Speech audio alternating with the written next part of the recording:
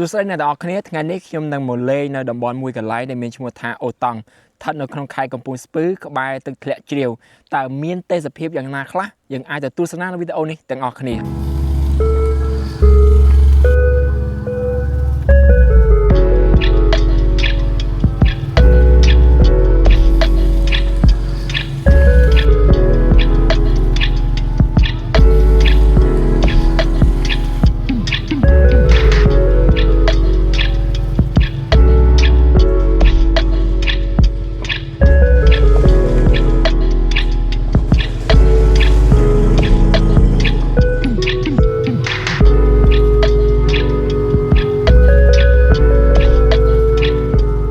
ឥឡូវនេះខ្ញុំមកដល់ផ្លូវឡើងទៅទឹកធ្លាក់អូតង់ហើយខាងក្រោយរបស់ខ្ញុំនេះកំពុងចូលអាប់ខ្លាំងមែនទែនព្រោះវាដីភ្លៀងរលឹមតិចតិចទៅតាមផ្លូវធ្វើឲ្យត្រជាក់និងស្រស់ស្អាតម្យ៉ាងដែរសម្រាប់អ្នកដែលចូលចិត្តហើយមកលេងតំបន់ភ្នំប្រហែលជាចូលចិត្តខ្លាំងមែនទែនអញ្ចឹងហើយ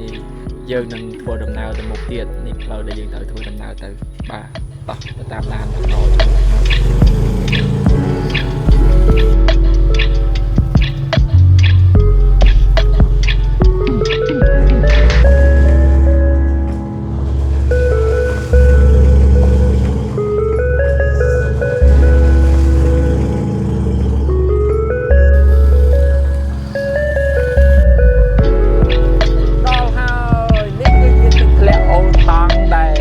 ទៅលើឈ្មោះឥ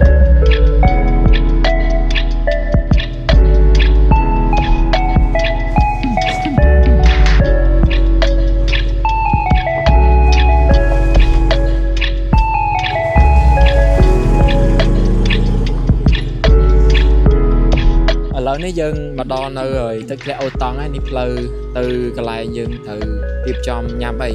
ហើយទេសភាពវាស្អាតមែនទែនអញ្ចឹងម្ដងនេះយើងនឹងឃើញដើមប្រហែលជាដើមលវាខ្ញុំមិនទៅជាស្គាល់ដែរផ្លែច្រើនមែនទែនតែយើងហូបអត់កើតទេអាផ្លែហ្នឹងវាខាងក្នុងវារៀងអាលួយវានេះហើយបងប្អូនអាចលេងបានវាស្អាតយើងអាចមើលឃើញអ្នកនរគ្នា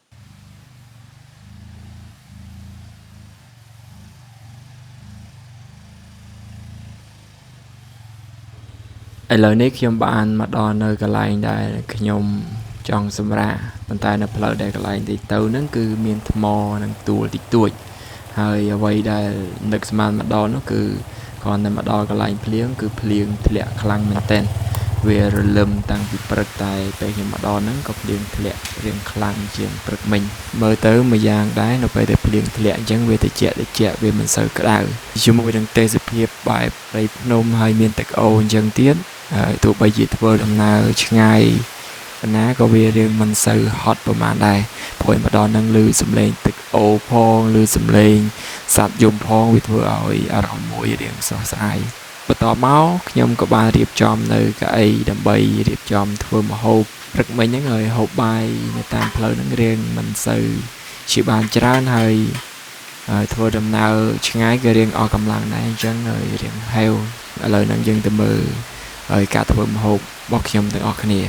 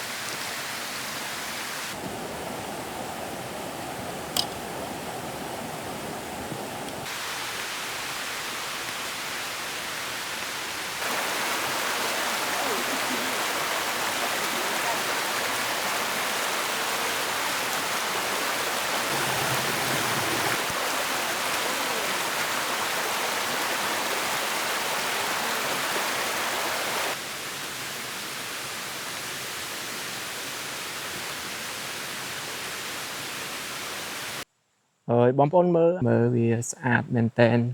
ជាមួយនឹងជួរភ្នំព័ទ្ធជុំវិញហើយខែនេះទោះបីជាវាមិនមានភ្លៀងធ្លាក់ឬក៏ក្តៅយ៉ាងណាតែទេសភាពនៅតែអាចខៀវស្ងាត់និងស្រស់បានដែរដោយសារតែតំបន់នេះប្រហែលជាមានចលងភ្នំឬក៏មានទឹកជ្រោះធ្លាក់មកច្រើនជាបទពិសោធន៍ដែលខ្ញុំបានមកដល់នៅទឹកធ្លាក់អូតង់មួយនេះខ្ញុំឃើញថាទេសភាពនៅទឹកធ្លាក់អូតង់វាស្អាតហើយអ្នកដែលចូលចិត្តភាពស្ងប់ស្ងាត់និងចូលចិត្តមានទឹកឬក៏ងូតទឹកលេងនៅតាមភ្នំយើងអាចមកលេងនៅទឹកធ្លាក់អូតង់នេះបានដោយសារតែទីនេះមិនសូវជាមានអ្នកមកប្រហែលទេហើយទីតាំងក៏វាមិនលំបាកសម្រាប់អ្នកដែលចង់មកបោះតង់ឬក៏ជាអ្នកដែលមកចង់សម្រាប់កំហែនៅទឹកធ្លាក់អូតង់បានបាទសូមអរគុណ